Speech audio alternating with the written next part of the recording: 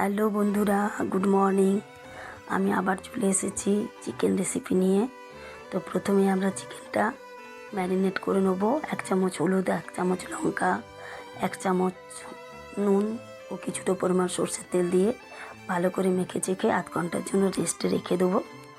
এরপর কড়াই গরম করতে দিয়ে তার মধ্যে দিয়ে দেবো সরষের তেল। তেল গরম হয়ে এলে আগে থেকে কেটে ধুয়ে রাখা আলুগুলো একটু ভেজে নেব। আলুগুলো দিয়ে ওর মধ্যে আমি দিয়ে দিচ্ছি হলুদ ও নুন সামান্য পরিমাণ। এরপর যেহেতু কাঁচা আলু তাই একটু ঢেকে ঢেকে আমরা ভালো করে ভেজে নেব।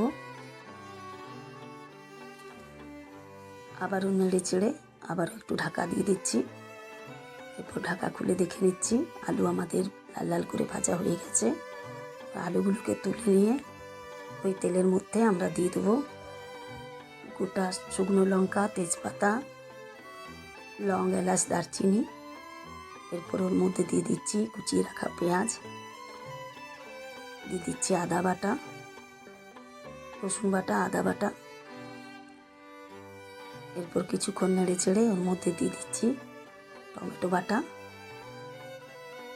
এরপর টমেটো বাটা দিয়ে পেঁয়াজটাকে কিছুক্ষণ নেড়ে চেড়ে ওর মধ্যে দিয়ে দেবো আমরা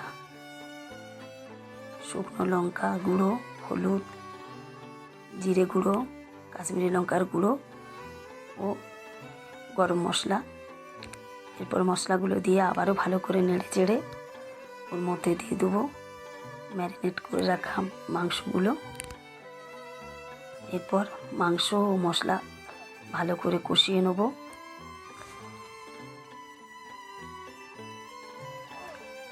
কিছুক্ষণ নেড়ে চেড়ে আমরা ঢাকা দিয়ে দেবো।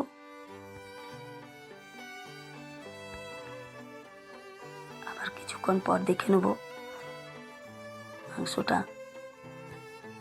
কষা কষা হয়েছে কিনা। এরপর আবারও একটু নেড়ে চেড়ে ঢাকা দিয়ে দেবো। এইভাবে 2-3 বার আমরা ঢাকা দিয়ে দিয়ে মাংসটা কষিয়ে নেব।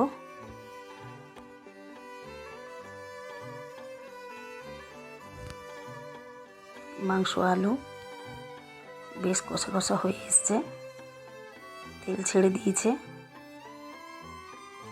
এরপর ওর মধ্যে দিয়ে দেবো কিছুটা পরিমাণ জল দিয়ে আবারও নেড়ে চেড়ে আমরা ঢাকা দিয়ে দেবো। আধ ঘন্টা পর ঢাকা খুলে দেখে নেব আলুগুলো সেদ্ধ হয়েছে কিনা। যেহেতু মুরগি মাংস তো সেদ্ধ হয়েই যাবে। এরপরে দিয়ে দিচ্ছি চিকেন মশলা ও কিছুটা পরিমাণ নুন। আগেই আমি নুন দিয়েছিলাম, একটু কম ছিল। তো তৈরি হয়ে গেছে আমাদের চিকেন রেসিপি।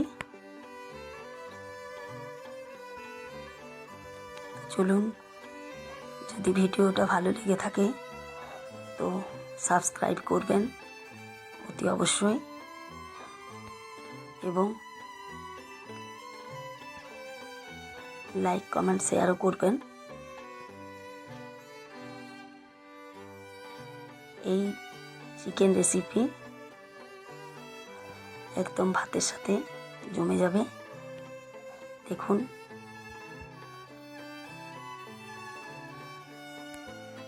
চলুন, ভালো থাকুন, সুস্থ থাকুন। ধন্যবাদ।